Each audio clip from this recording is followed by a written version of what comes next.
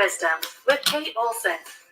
As an evolving spirit and change adventure navigator, it is Kate's mission to empower and guide you on your path and inspire your truest passions. She will encourage you to share your gifts, speak your truth, and ignite your inner wisdom and purpose. She hopes to do so with a little humor and grace, and her own soul fire passion. Kate talks with amazing guests who have embraced the pursuit and are fanning the flames of their own passion, purpose, and soul fire wisdom. Now here's your host, Kate. Good afternoon. Welcome to Soulfire Wisdom and Tips, Tricks, and Triumphs Tuesday. So if this is your first time listening, I'm a hypnotherapist, an NLP practitioner, Reiki master, and a life coach. But I like to call myself a change adventure navigator because I love guiding clients through obstacles and adversity to find their path, purpose, and peace. So today, before we get started, I'd like to talk for a couple minutes about creating a mindset of abundance.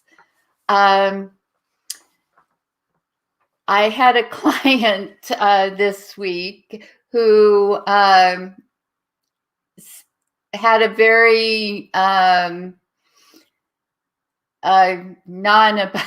mindset and a not enough mindset. And so it was on my mind after going through with them how to create a more abundant mindset. So I have some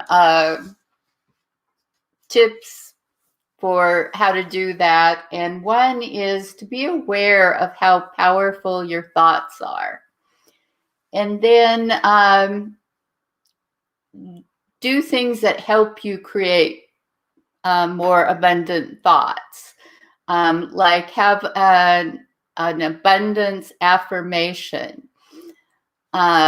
Like I create, see, and receive and give abundance in all things, or something like that. Something that's just easy for you to remember, and you can repeat it. So practice gratitude. When you're in a state of gratitude, it helps you see things as more abundant. So don't limit yourself. Believe anything is possible. So pick your words and self-talk very carefully. Sometimes we don't realize when we're setting up a lack or non-abundant mindset by the things we say, like, I don't have enough time, or I don't have enough energy, or I don't have enough. We're setting up that non-abundant mindset. So instead say, I have the right amount of time, or I have all the time I need, or some things we just tend to think of as there not being enough of, but really there is. So pursue your passions and live purposefully. And things will feel more abundant if you are pursuing and are in alignment with the right things in your life. And start each day with an intention. And that will help also with things like feeling a lack of time.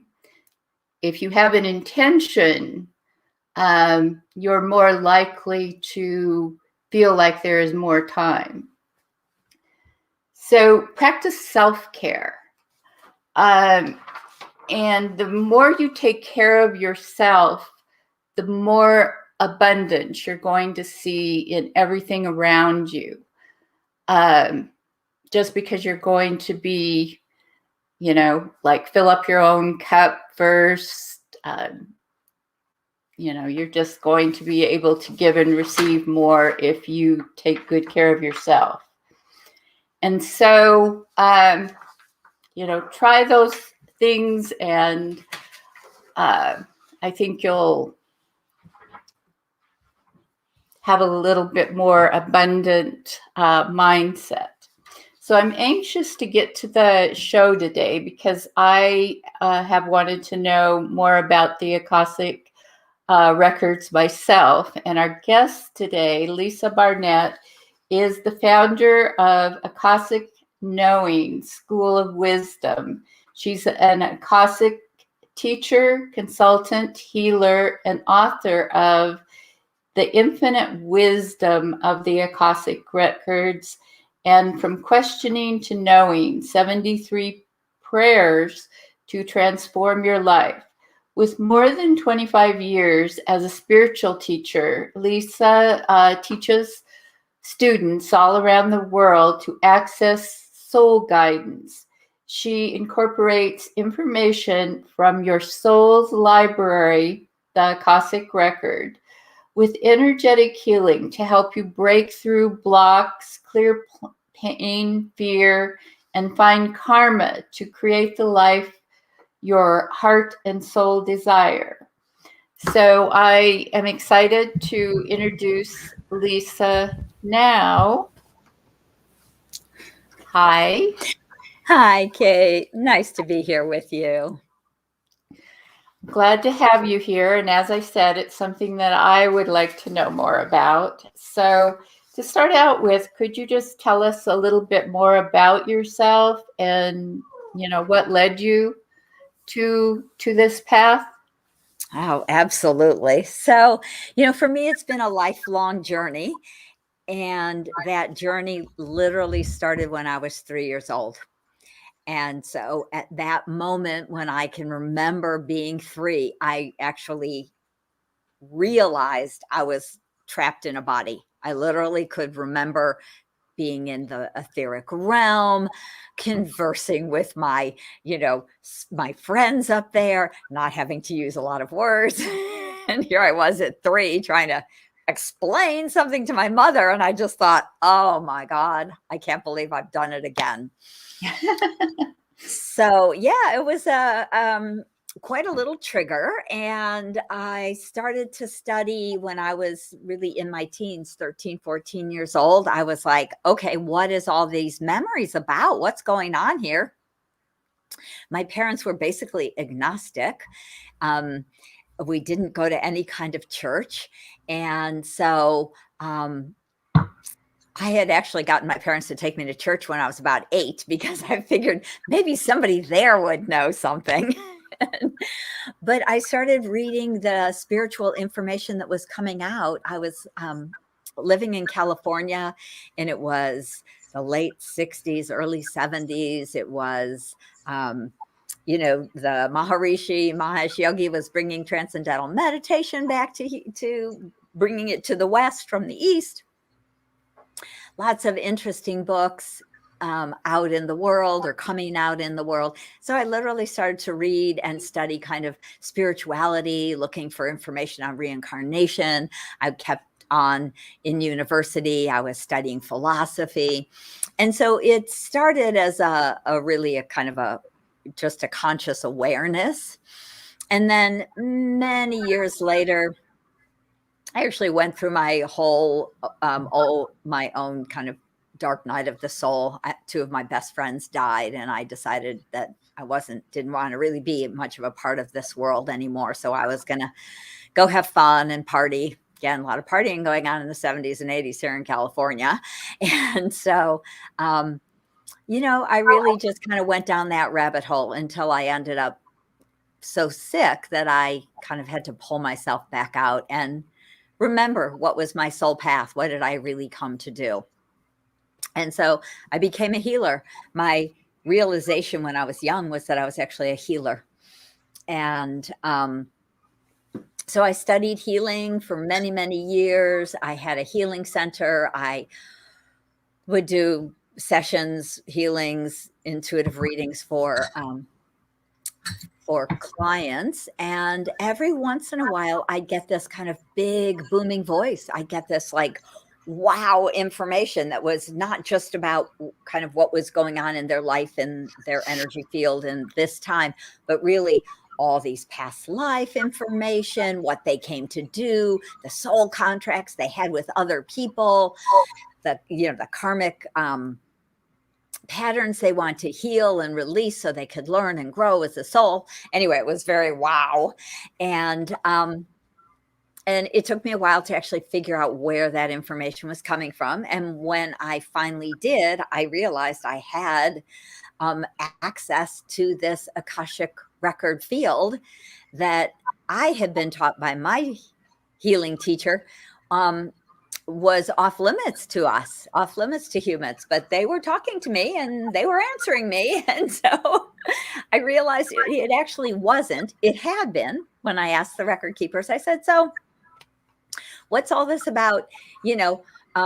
You can't go into the Akashic records. And they said, well, we had pulled the energy away from the planet during the Dark Ages around 1000 AD because people misused it for their own gain.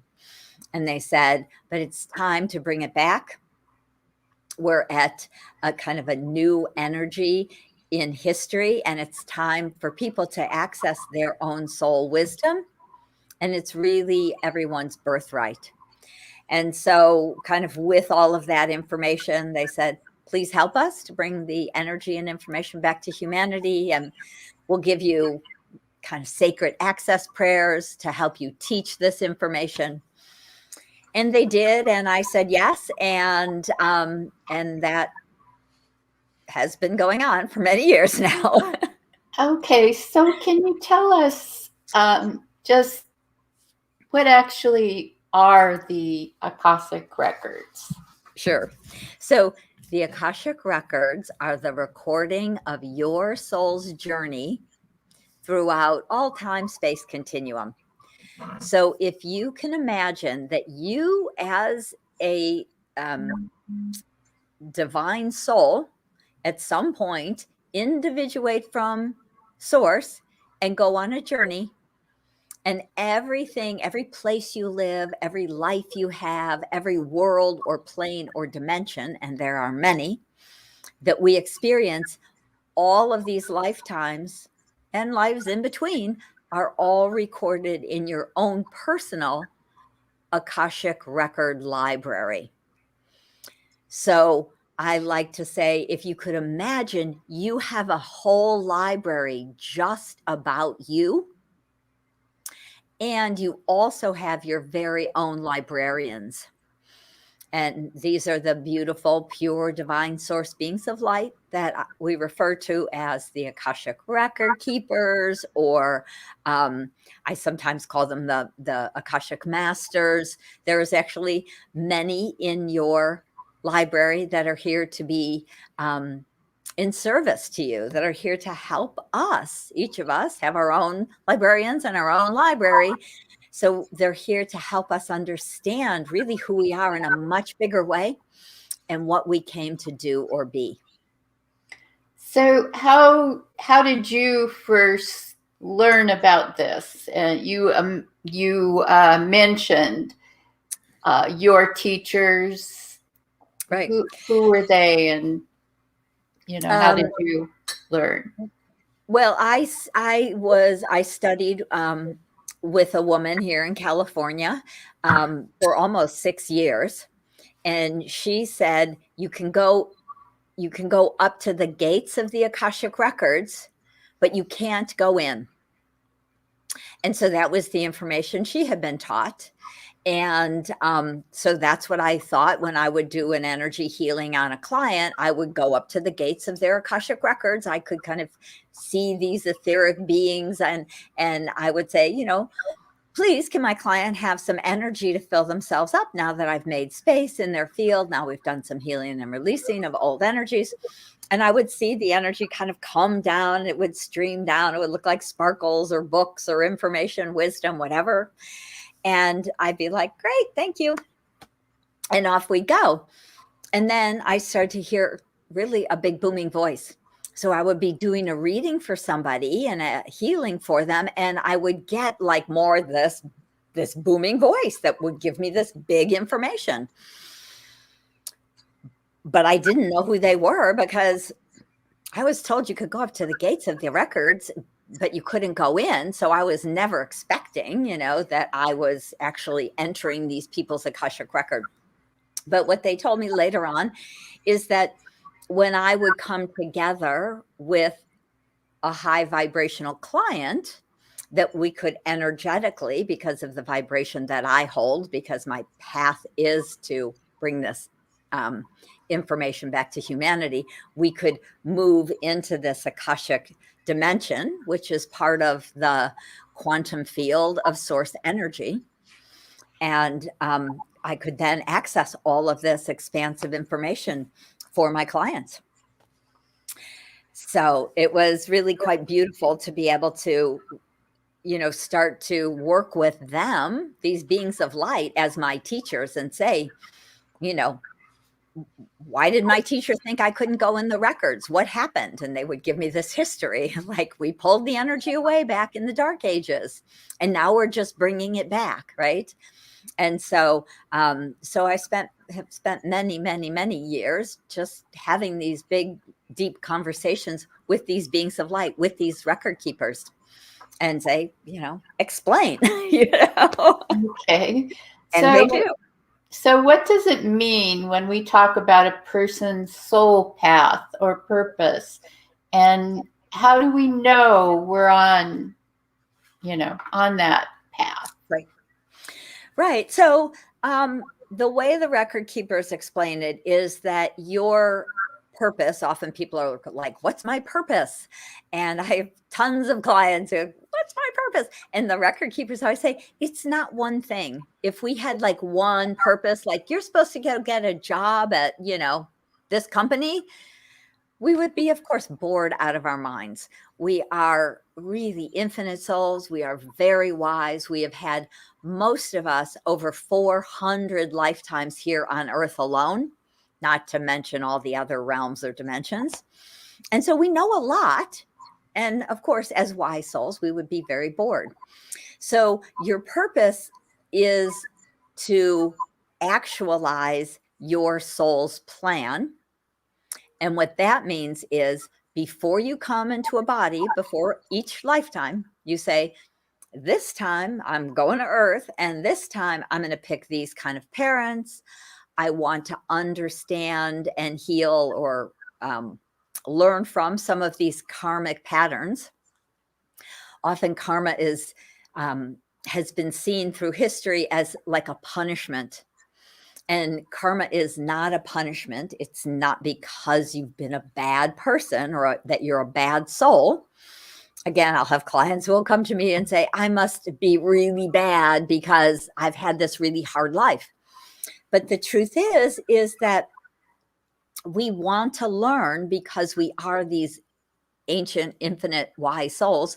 We want to learn about these emotions. We want to be able to have experiences, learn, and be able to move from trauma or challenge into compassion and love and forgiveness and really a higher consciousness.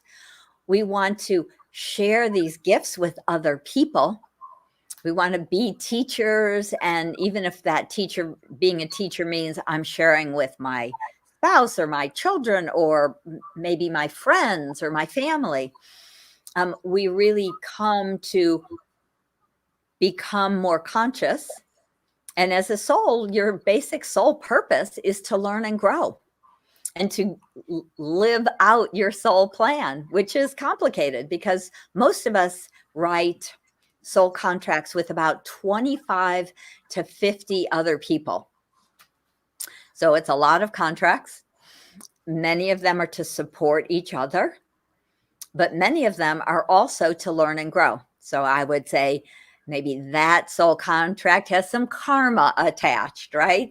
I wanted to get together with this person so I could work through my feelings of jealousy, or I want to understand how our relationship is maybe blocking me or holding me back, or another relationship may be supporting you and helping you to move forward. So we write like I say, 25 or 50 of these soul contracts. And that's a big part of our purpose. And what we come to do is to support other people as well as have these relationships to learn and grow. So it sounds like our purpose can change on an ongoing basis, or maybe from life to life. Is that true? Yes. So each lifetime we may say, these are the talents I want to bring in this lifetime. And we might pick 2 or 4 or even 6 kind of gifts and talents and skills maybe that we've honed in other lifetimes. And we want to use those. And so, of course, those become part of our purpose. So I'm kind of a weird example, but because my sole purpose is to help bring the Akashic Records back to humanity. That's what the record keepers asked me all those years ago. And most people's are maybe a little less specific like that.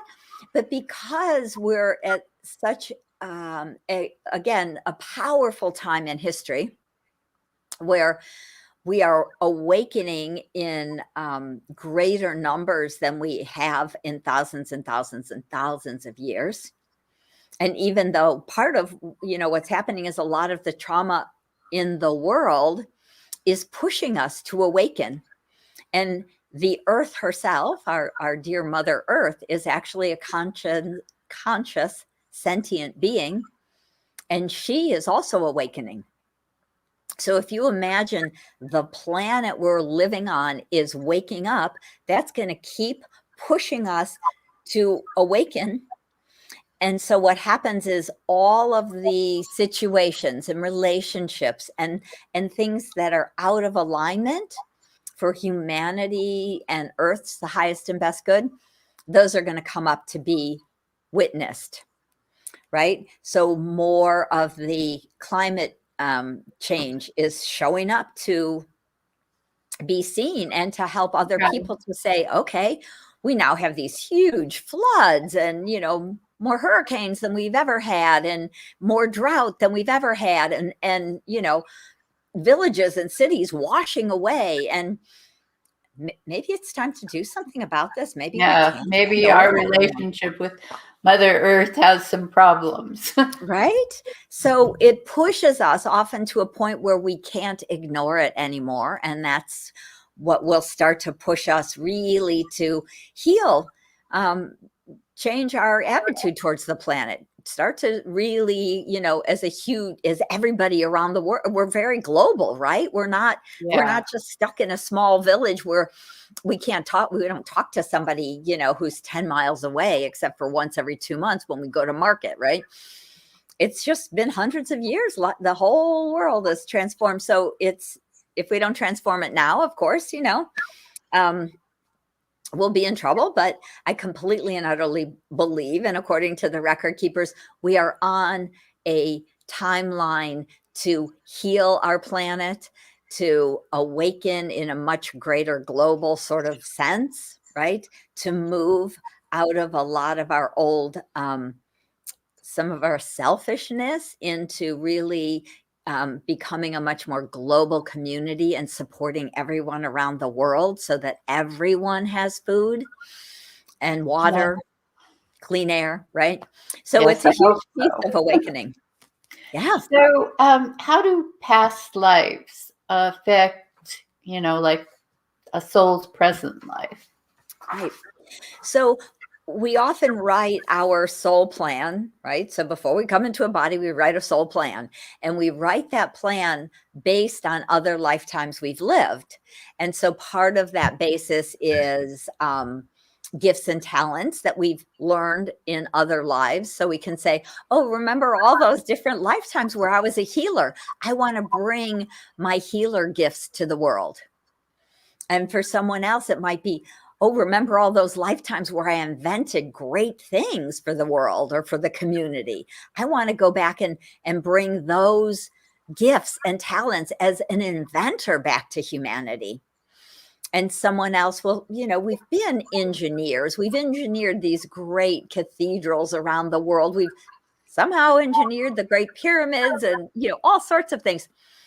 There's lots of people who are coming who are like, let's create things that are really useful and helpful for humanity now. So we really base a lot of our purpose on other lifetimes where we have effectively used these gifts and talents. So for someone like yourself and myself, we have a lot of gifts as communicators. So we want to bring our gifts of communication back to humanity, whether we're have a podcast or we're speaking on podcasts or we're writing books or we're speaking on stages. It's very much about being that beautiful communicator that you really truly are. Many times they would have called us sages, right? We would have been those wise women. We would have been the sage. And that's very much about communicating the higher energies and consciousness and like a lot of the beauty and gifts of the world, as well as often the sage can merge with the healer. So I know there's hundreds of thousands and millions of people on the planet who have come to help awaken, the other 6 million or whatever people on the planet, right? So yeah, a lot more than 6 million. Well, 6 billion. So right, billions and billions, yeah. So what are soul contracts or vows, and how do they affect us in our lives? Well, I spoke a little bit about the soul contracts, right? So we write, 25 or 50 of them, and many of them show up in our life with ease. We also do write many soul contracts to have significant partners because we're really such a kind of global world now. And most of us don't stay put, right? It's not like we stay in the village that we were born in all of it's like just a couple hundred years ago, we might have written, maybe 2 or 3 soul contracts for significant partners because we pretty much meet them unless, their life may have been short-lived with, health, illness, whatever, different challenges. But so we might have had more than one soul contract, but now we have, 12 or more because we're such a global world. So I think that's helpful for a lot of people to know, because I have, again, many clients who come to me and they're like, I've been married twice, but neither of them worked out. I learned a lot, right? So those marriages that had the karma attached. I learned a lot about forgiveness. I worked through a lot of my old triggers or pain or trauma. I've had people have said I've even become, a therapist because of the traumatic childhood I had. And now I'm ready for a partnership that I'm really supported. Do I have a soul contract for that? And it's actually not unusual, even in your 50s, 60s, and sometimes even in your 70s, to still have some soul contracts that you wrote, because you might have written a dozen, and maybe you've had 2 or 3 significant partnerships or marriages. And there's some of those people may have married off or even crossed over, but there's often still a couple relationships that are really here to support us, and we're here to support those other people. So soul contracts, and when we find those people, I find that we often kind of know them, right? That experience of like, oh, there you are. Where have you been? If you've ever experienced something like that, it's always lovely. But vows are a little different. So many times in a life, we will take a vow, such as if maybe we've been a monk or a nun or a priest, and we've joined some religious group. We take a vow. Often we've taken vows of poverty, chastity, and obedience, especially if we were part of the Christian or Catholic churches in the last thousand or so years. There was quite a bit. And these vows of poverty, because this is really in alignment with what you were saying earlier. When we find that we are kind of stuck and in not able to move more fully into an abundant life where it's challenging to have enough money, what I find is often we've taken vows of poverty, and we don't feel right charging for our gifts, because when we took those vows, and often in more than one life, so if we've been on a spiritual path in this life, the likelihood that you've been on a spiritual path in at least a dozen or more other lifetimes is very great. Again, you've lived 400, 500, 600 lifetimes.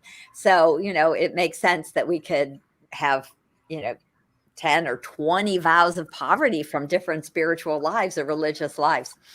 So these can hold us back because we have this belief that we should not charge for our gifts. But we're not living in a monastery anymore. No one is feeding, us or clothing us or putting a roof over our head, right? And so that may have been fitting back when we lived in a monastery, but it doesn't work in our world now. So clearing and releasing a lot of these old vows, whether they're something like poverty. I've seen a lot of vows that people have also taken around money, but on the opposite end. So if you imagine you had a past life where you were very, very wealthy and someone came along and killed you for your money, while you're kind of bleeding to death, you may have said, I vow never to be rich because it got me killed. Yeah. Yeah. So we take on these kind of vows. So you might have vows of poverty, vows of I don't want to have money, vows of, Yeah. So it is very much like hanging on to your past. It works very much the same if you're hanging on to your past life. Right. And your past life vows, right? And even in the same way, sometimes we may have had a soul contract with someone in a past life, and say they died, maybe, whatever, people died of all sorts of different things ways back. I mean, sometimes it was from an accident and or whatever, drowning or illness or the plague, right? All these different reasons that we died young. And so sometimes when we die young, the other person says, I vow to love you forever. And so we make this vow, and it carries on. These vows of foreverness can carry from one lifetime to another. And so if you meet that person in this life, you might be happily married, but they show up and you're like, oh my gosh, there's the true love of my life, because you vowed to love them forever. And so I'm a big fan of clearing old past life vows and never. My poor husband, I've been now married for 30 years. And when we were first married, my husband would be like, I'll love you forever. And I'm like, please don't. Just this life is good. And it's really honestly brilliant, because if you really pay attention to marriage vows, they say until death do us part. Yes. That's actually written into our marriage vows now. So vowing forever is a very long time. So I always say thanks, but no thanks. Yeah. So what happens if you break a contract or a vow? Oh, good question. Well, the interesting thing with contracts and vows, vows are not meant to live forever either. So some of these spiritual ones where we vowed kind of forever to not take money for our spiritual gifts, they should be broken. They're ready to be broken. So we can do that, of course, because in the Akashic Records, which is the quantum field, there is no time and space. And so when I do healing through the quantum field of the Akashic Records for my clients, it's very simple to clear these old past life vows and even contracts that are stuck outside of time, like where I had a contract and maybe my spouse died and I was traumatized, and then I added a vow on top of that contract. And now I'm kind of locked in that kind of energy. So clearing them is actually very beneficial because it's important for us to live this life now. This has its own whole plan and its own contracts and vows. So releasing these vows is great. Even the contracts we've written in this life are not all forever, right? So we sometimes will write a very short-lived contract, such as if you imagine that maybe you had a very short relationship with somebody, maybe you were together for a month or two, and you didn't really get along and you just broke up and went on your way, and then you realized that you were pregnant and you really didn't want to marry that person or have that baby with them, but you really want to have the baby. And so that soul contract could be to just have that experience, to have the baby that you actually have the contract with, where the contract with the gentleman was really just more about getting pregnant. Really kind of similar as if you went and had in vitro and you actually paid for the sperm, right? Because I want to have the children. Sometimes we do it. We make that contract short-lived with a person. So they can be very short-lived. Sometimes we do have other kinds of contracts about being parents together. And sometimes when the children grow up, it's, not uncommon to see people get divorced after 20 or 25 years, kind of when their children have grown and they've really gone in different directions. And so often clients will come to me again with that kind of question, is like, is it okay? Is our contract complete? Is there lessons to learn? And again, we can go into our Akashic Records and ask all of that kind of information. Is there a lesson yet to learn? Has this contract been completed? Is it in the family's highest and best good to stay together, or is it in their highest and best good to move on? And so there is a greater depth often that we can get. And sometimes we can look at some past lives maybe we had with this person. Is there anything to be healed or cleared? Have I learned all the lessons with this soul that we've come to learn about and to share? And we can really look at all of those aspects kind of before we just walk away. So breaking a contract isn't necessarily a bad thing. Correct. And occasionally I will have people who have come to me, they say they've been married for 30 years. They maybe even have been kind of unhappy for the last 5 or 10, and they feel like they should stick it out because they've been together a long time and they had these kids, but they're going, say, down a spiritual path, or they want to start a new business, or they want to move someplace different, and their significant partner is not interested. And they'll really kind of come to me with at odds and be like, what happens if I break this contract? What happens if I get divorced? And the record keepers will actually say sometimes that contract was complete 10 years ago when your children turned 21. So you've really stayed longer than you ever, contracted to stay. Okay. So what is most challenging about the work that you do? Oh, that's a fascinating question. I think some of my biggest challenges are that I would just love to heal everybody in a few minutes. I want to heal all of my clients in the hour we have, and sometimes we just have to realize that we're ancient and complex. And of course, many of my clients are over 40 or 50, and they've had challenging lives. And so it can be a process.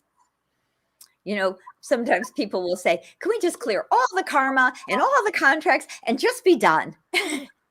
And I say, it kind of sounds like a great idea, but what would actually happen would be we would have nothing keeping us here, and we might just leave the earth.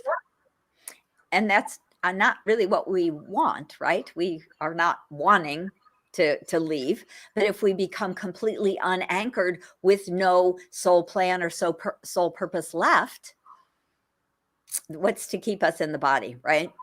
So Yeah.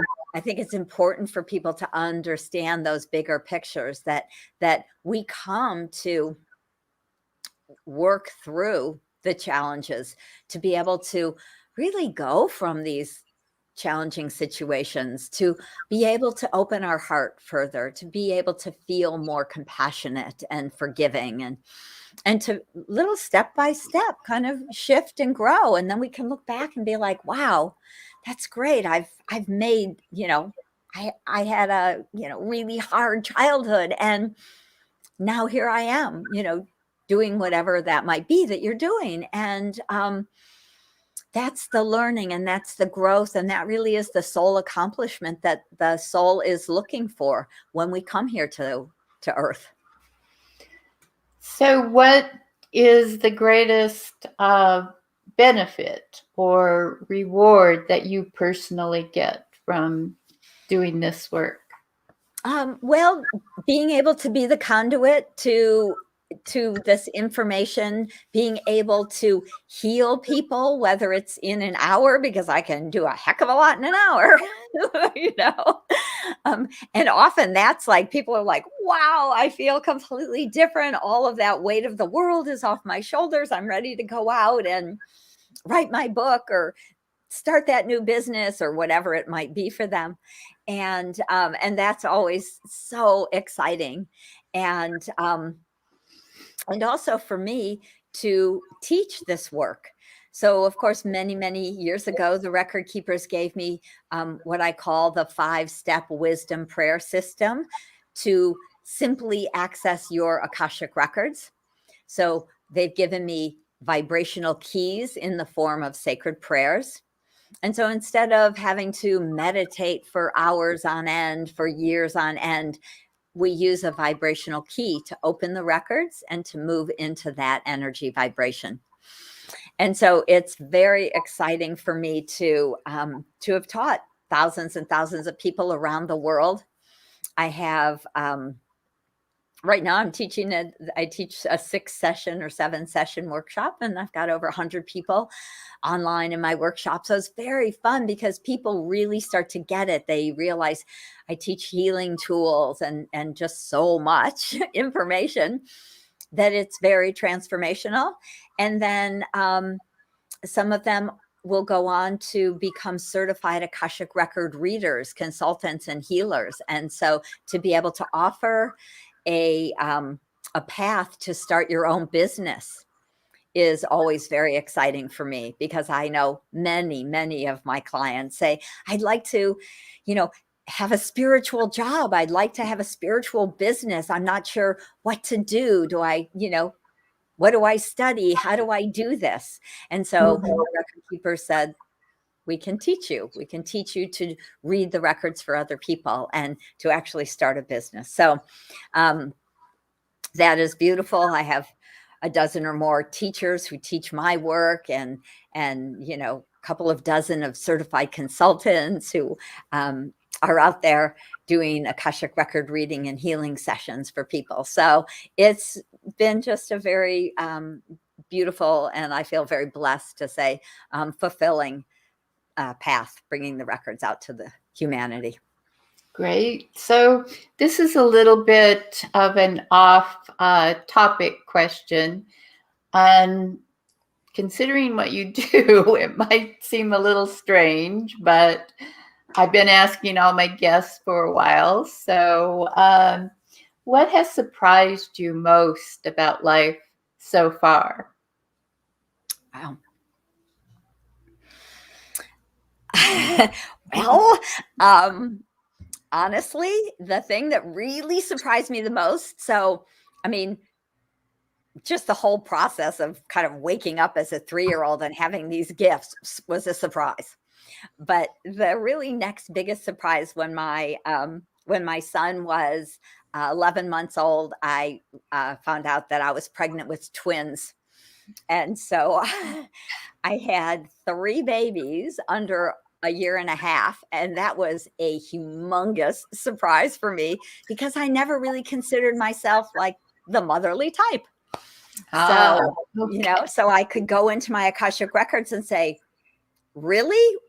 So when you're really shocked and surprised, often to be able to go in your records and say, kind of, what the heck? It was funny because I felt almost like, how could this happen to me? Right? I'm on this other path, and all of a sudden I have these 3 babies, and then my nephew moved in with us. So I literally went from 1 to 4 virtually overnight. And the record keepers, of course, they always laugh because they're just pure love. And they'd say, you made soul contracts with these 4 souls, and they had to figure out how to get into your life. They were like, you didn't make it easy, because I had my twins when I was 40. Oh, so my goodness. I was not having kids at 20 or 20 something. It was, Connor was 38, and almost 40 when the girls were born and my nephew moved in. So they were like, you didn't make it easy for them, but they did it. Yeah, I understand how surprised you were then. Right. And then to be able to go, well, you have these soul contracts with all these souls was really beautiful. What that did for me is it moved me out of a place of feeling like a victim, like swamp, right? Like I didn't plan this, to, oh, yes, you did. And so I really was able to really almost move from feeling like a victim and totally overwhelmed with these 3 babies and a teenager to stepping into that and owning that and saying, oh, okay, my plan, I'll step up. Okay. So we're almost at the end of our time. So if you could leave the listeners with one thought from today's show, what would you want that to be? Oh, well, it really always truly is that you are an ancient and infinite soul. And you have so much wisdom and really intuition when we can start to trust in it. Your intuition, your Akashic Record keepers, your higher self will validate much of what you have inklings about. And so really let yourself drop into your heart space and listen to your soul and start to follow your own soul guidance. Okay, good. So if people want to get in touch, find out more, sign up for classes, what is the best way to get in touch with you? You can find everything on my website at akashicknowing.com. You will see classes, readings, consultations. I have a home study program.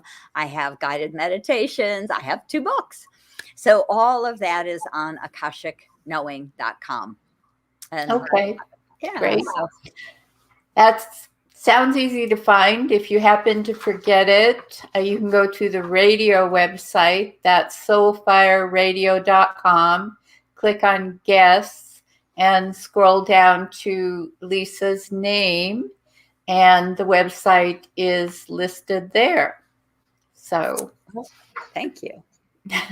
So thank you for being here today and talking about this. I know there was a lot of interest from people about it. So Great. Thank you.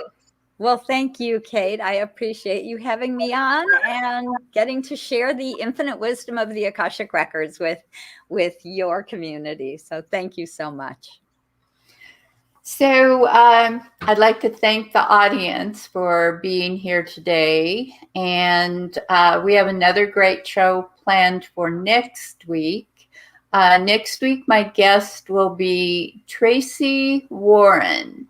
And Tracy, she's the owner of InSpark Co-working in Seattle. And she's a social media marketing expert, and She's an author and a speaker and a community builder.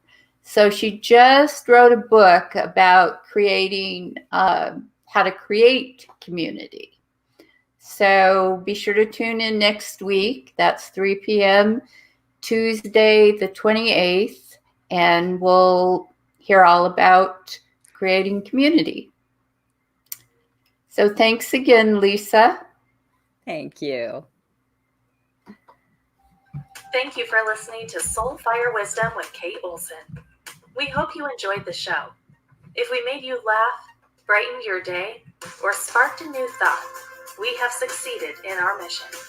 Join us next time when we'll share more secrets and truths and all the magic of transformation that is the journey to Soul Fire Wisdom.